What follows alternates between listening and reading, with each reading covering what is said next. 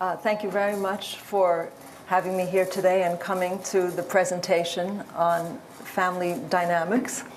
You can see it's not just about communication, it's about connection too. While most of us have our ways of being understood and understanding each other, I would like to propose the idea of trying to connect with your partner in addition to just communicating the meat and potatoes of daily life. And as I said, I'm not talking about every single exchange having to be a profound moment, but perhaps with the things that we're going to be discussing today, the flavor of your relationship might be able to change into something that's as meaningful as possible, as opposed to just conveying information through connection. Now, what do I mean when I say connect? I'm not talking about the type of connection where you discuss who brings the hammer back to Home Depot, or separating your white laundry and your dark laundry, although that is an extremely important communication, but that's not what I'm talking about. I am talking about focusing on the sort of connection that makes you feel closer to your partner, it makes you feel respected, hopefully loved, and certainly enriches your relationship. Like you're in this thing called life together.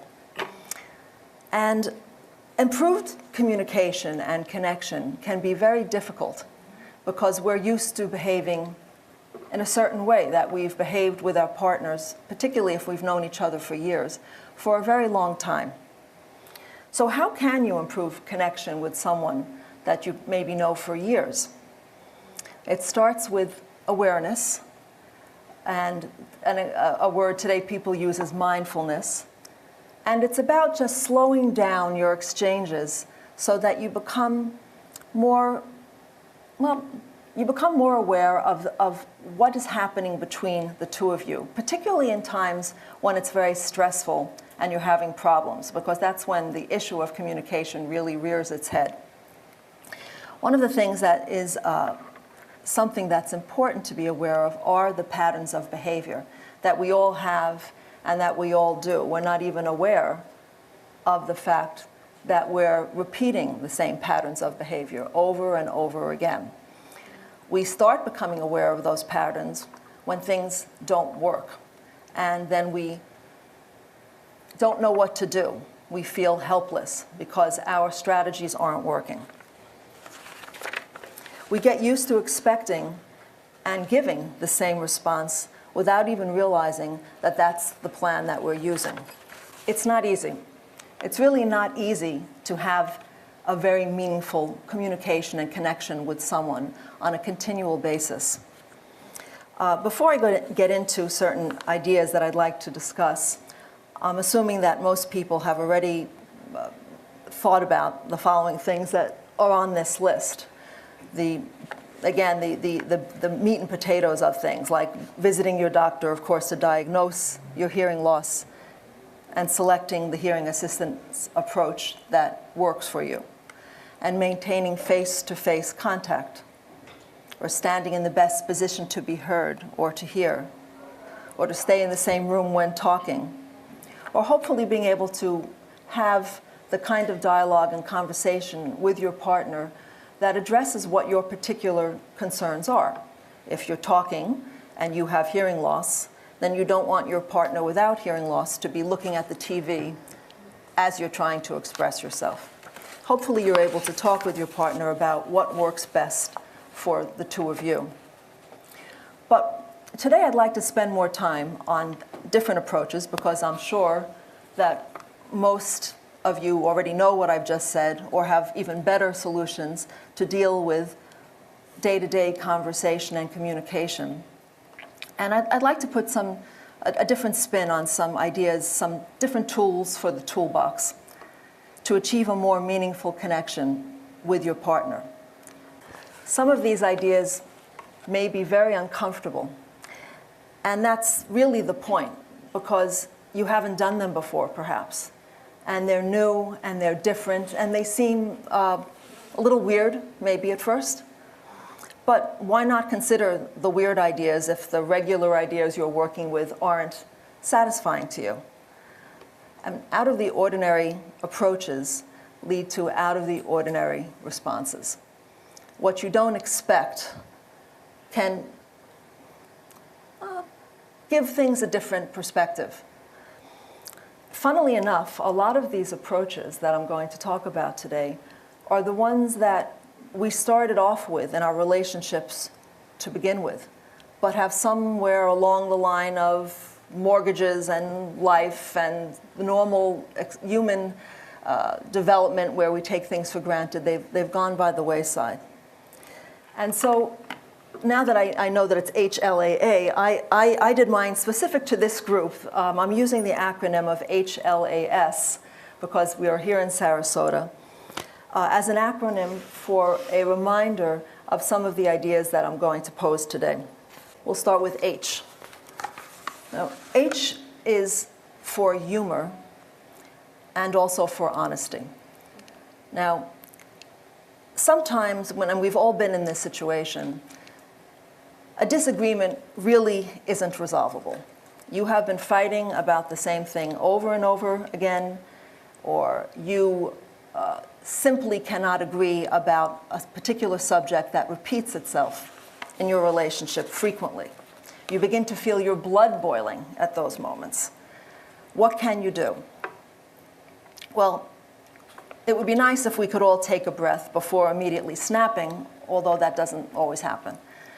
But if we turn the situation around for a different result and use something unexpected like humor, which probably seems completely counterintuitive at the moments when you're most frustrated, the results can be quite interesting simply because the approach is so unusual at that moment. For example, I'll talk about humor.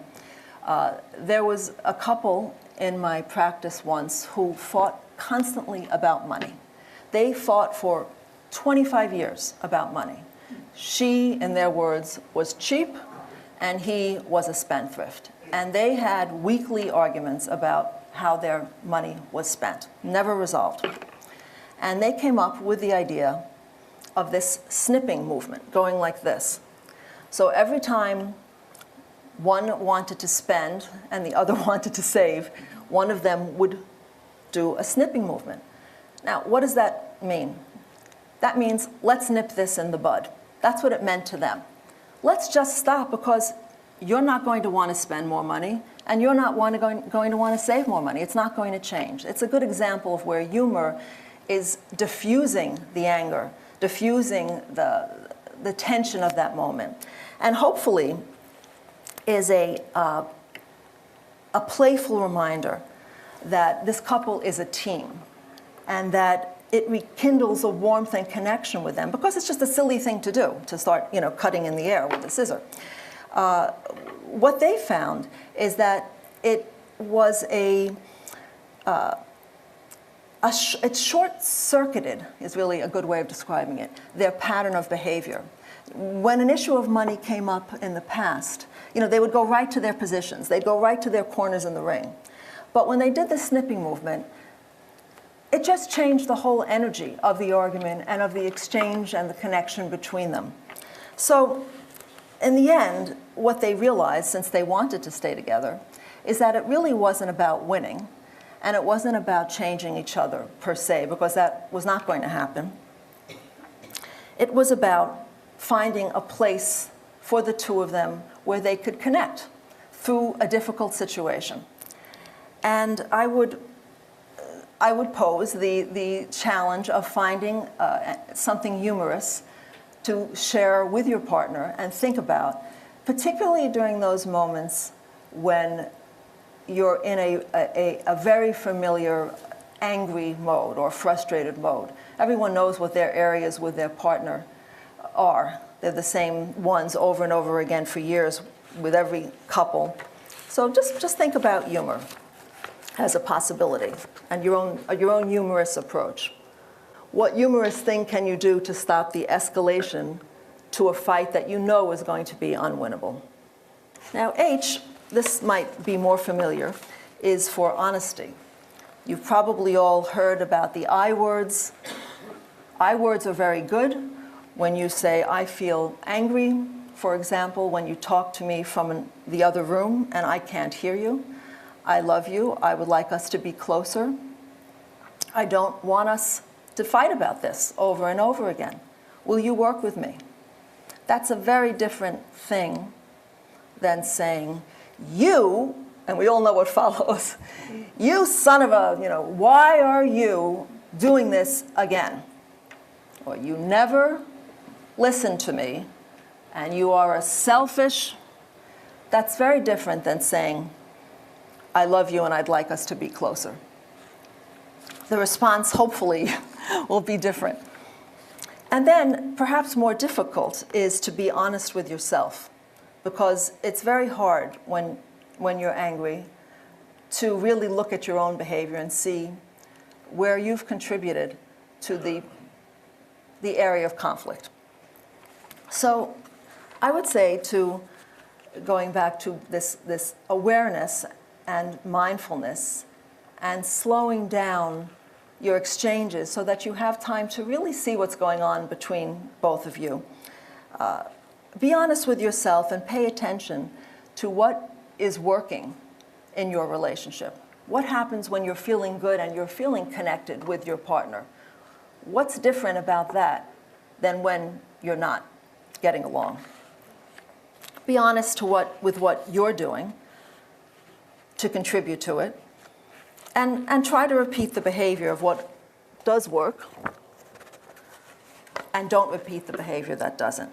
That sounds very sensible, but most of us repeat the behavior that doesn't work over and over and over again for a lifetime. I mean, it's uncanny how we actually hurt ourselves by doing this, because it's much more difficult to take the time to actually think about what's really going on now between my partner and me. Why are we in this emotional quicksand yet again?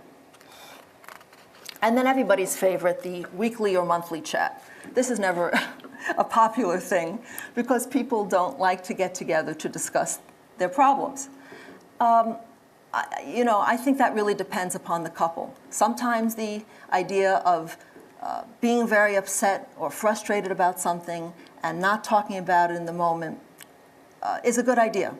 Maybe you know that on Friday nights, that's going to be the time that you speak with your partner, not with a laundry list of things that are wrong with him or her, but just about the way, again, using I words, you feel about what's important to you.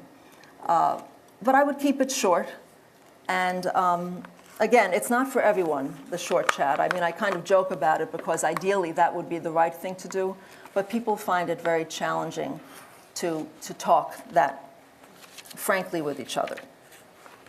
Next, we have listen. Again, something you've heard, but the twist on this is listen has the same letters as the word silent, which I think is a very nice reminder of ideally what we're all supposed to do when we listen, at this type of listening at least, which is that we're trying to increase communication and connection. You're trying to really listen to what your partner is saying. And what very often we wind up doing is formulating our responses immediately or protecting ourselves defensively. Well, I didn't really think that, or I didn't really say that. And instead of listening to what really is being said by your partner, you're already in another place and another world. You're speeding along, hoping to defend yourself. And I would say that this is an interesting thing, because even while you're listening, the idea is to listen to what your partner is really conveying. So I'm not suggesting that when your partner complains about something that it's not a legitimate gripe, because it is, or when you complain, it's legitimate. But very often it's linked to something deeper.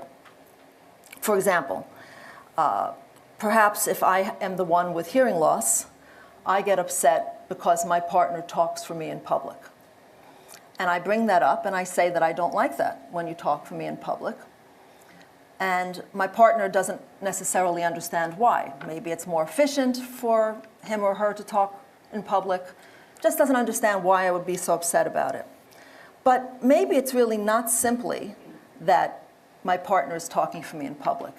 It's the way that it makes me feel, that I feel that my partner views me as less capable, or that people that I'm meeting see me as less able. And when you listen to your partner, try to think of what is really underneath their messages of complaint or frustration, because while it is the actual thing that's being said, very often there's deeper patterns of frustration that are linked to self-worth. And if you can notice that in your partner and in yourself, it really does fortify a connection between you two that is much greater than simply what is being said. I call it listen for the subplot. Listen for the subplot of what's going on in the conversation, not just the actual complaint at hand. And then again, the hard part is listening to yourself. Very hard to do. If you ever tape yourself, which none of us do, but if you were to tape yourself, particularly during a disagreement, it's not a pretty picture. It really is quite stunning to see what we're saying, and more significantly, how we're saying it. I mean, there's usually a lot of sarcasm or a dismissive manner, anger. Are you really kind when you are speaking? What is your motive? Is your motive to be helpful or to win? Is your motive to connect more and communicate, or to somehow wound just a bit, make your point? Anyway, I think that listening to yourself makes it easier to be sympathetic to your partner as well. And things aren't as obvious as they seem. Another example of this subplot sabotage idea. Maybe when you're disagreeing with your partner or having in an area of conflict, maybe your partner's style of conversation or the actual thing that you're disagreeing about, maybe that reminds you of what it was like growing up in your home as a child. Maybe your parents, let's say, didn't think very much about your opinions and didn't care to hear about what you said. And perhaps when your partner dismisses you or does something that makes you feel dismissed, it could really be linked to your family of origin. Now, I know this sounds very shrinky, but there really is truth to this, that very often in our communication, particularly with those that we're closest with, we begin to react in the way that's similar to the way we did as a child. And sometimes, if you can identify where you are overreacting or reacting to an older message that was in your head when you were younger, you might be able to give your partner a little bit more slack. And now we have, of the HLAS, we have A is for affection. One simple touch can rewire your entire relationship. A simple touch can rewire your reaction to your partner and their reaction to you. And again, I'm not talking necessarily about a sexual touch, although that's great. I mean, I'm talking about physically connecting with someone. When was the last time you held hands or just touched your partner's head as you were passing, or gave a kiss to your son or daughter for no reason at all, just to connect with them? That particular kind of exchange through physical affection really does make us view them differently and view ourselves differently. It creates a profound connection between the giver and receiver. And perhaps for many who don't really like to talk very much, it can transcend words and explanations and provide meaningful moments without long, lengthy talk. A simple touch can encourage tenderness and closeness, and it's a reminder that you're a team. It's a reminder, you don't go around touching everyone, hopefully. And I mean, it's a reminder that there's something special between the two of you that makes you want to touch someone tenderly. It works to make you feel closer and be closer. And I would say that in addition to touch, when I say affection, try to, I don't know if this just stopped. Can you hear me? I hear, okay. Is it okay? To try to remember originally what made you like your partner. Go back to those early days, or even those early days with your children, and recall and reminisce. What were the qualities before you had normal difficulties that everybody has? What are those qualities that you liked about the person that initially drew them to you and you to them as a friend or a partner? It's very interesting how that gets lost somehow in the shuffle over the years. Even if you have to, make a list. What were the things that you liked initially? You'll be surprised that many of them are still there. And then S. S is for surprise. Very underrated. It's similar to affection. When was the last time you just called a partner just to say hello? Probably your partner would say, "What do you want?" Or "What's up?" Or what did you forget? It's very rare after many years for people to just call and say, "What are you doing?" "Thinking of you." Usually it's met with shock. And then eventually, as I've seen in my practice, it's met with joy.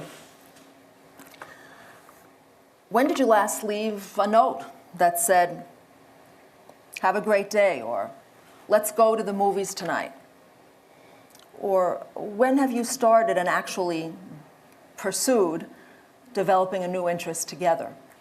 I like very much the new interest idea because, again, it doesn't focus so much on conversation and talk.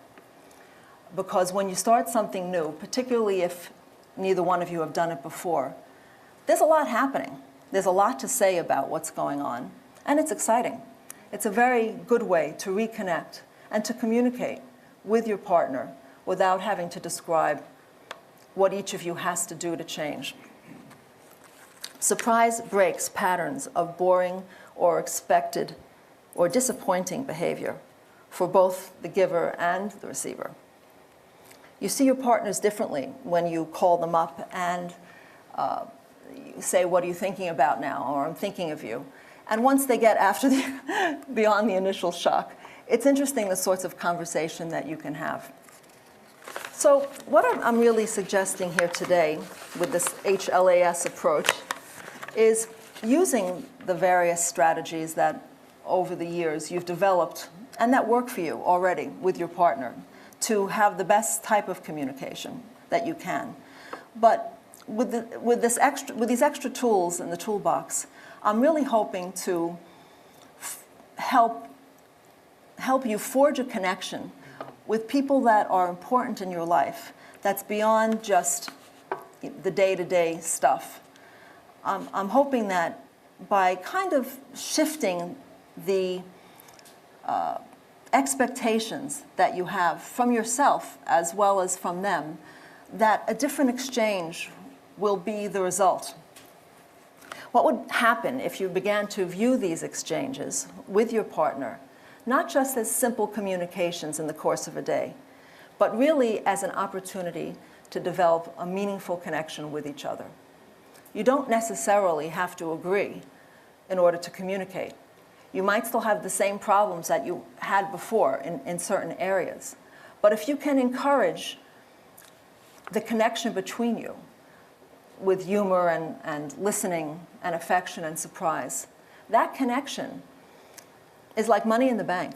It makes you much stronger and more forgiving of whatever communication lapses you have. In addition, we all know that studies support how important to good health meaningful connection with others really is, our partners, the people in our lives. And I think it's important to know that communication for anyone is never perfect. And I don't know that the idea should be perfection in communication. I think the idea should be the quality of your communication. with your partner, and I'm talking specifically about people in this case that you have a personal relationship with, that it's much more fulfilling ultimately to have a connection and a communication with someone with whom you're living or seeing often than to just kind of get through things. And the frustration and isolation and anger that everybody feels is lessened when you feel that you have someone engaged with you and interested in you as you are with them, that someone is taking the time to be patient and loving towards you, and you evaluating yourself and your behavior and how you sound are doing the same thing. Being and feeling more connected to your partner in itself is a very profound communication. Forget about any of the specifics or details of what you say, but how you're saying it and how respectfully you're relaying the information and receiving information is just as important as the communication itself. I'm not saying that connection is all. It obviously has to work with communication. I'm just saying that when you can work on achieving more closeness with your partner, that communication becomes that much more easy, even if you're not actually communicating that much better. The connection between the two of you is very strong and makes up for, well, I don't know what happened there. Well, we're at the end. But I don't know what I touched. Okay. Well, anyway, let me see. I think I might be able to hit 15. That's good. There we go. So what I'm saying about, again, connection is that it trumps conversation. And it diffuses tension and disagreements. And it compensates for whatever is missing in your conversational communication, because there's never going to be anyone that gets you completely. And that includes your mother and your father and your best friend. There are always going to be large areas where you feel a disconnect. Thank you. And so if you work on humor and listening and affection and surprise, you work on these kind of intangible ways of building a connection that fortifies your relationship. It's amazing how much less frustrated you get by communication that isn't perfect. Small changes within each individual can make for huge changes. And with these things that I've just been talking about, I believe, and I've seen myself, that you will communicate better and receive meaningful connection with each other, besides the fact that it just feels great. Well, that's it. Thank you.